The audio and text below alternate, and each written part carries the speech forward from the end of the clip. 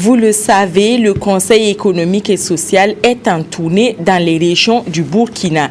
Après Zignaré, l'équipe de Palamanga Ernest Nioli est en ce moment à Kaya, dans le chef-lieu de la région du Centre-Nord et de la province du San Matenga. Les membres du Conseil économique et social ont parlé aux populations de leur institution. Karim Patrick Namwanou. Ernest Palamanga Nioli et une délégation du Conseil économique et social sont à Kaya pour faire d'une pierre deux coups. Communiquer pour faire connaître leur institution, recueillir les préoccupations économiques et sociales des populations. Les femmes fortement représentées ont une doléance on ne peut plus claire. Elle a trait à la récurrente problématique de la précarité. Parce que les femmes veulent travailler, mais elles n'ont pas les moyens. Ce sont les moyens qui manquent, sinon il y a la volonté.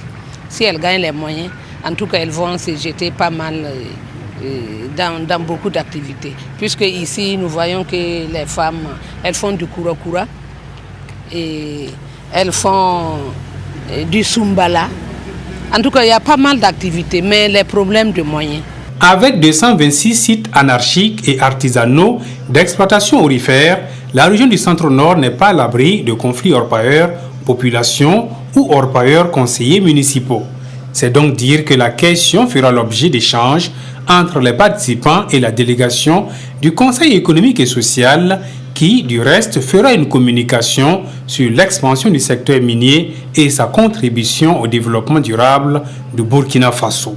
L'exploitation minière et principalement aurifère est devenue aujourd'hui la principale source de croissance de notre pays. Il faut donc que l'État même améliore ses mécanismes de perception des recettes publiques.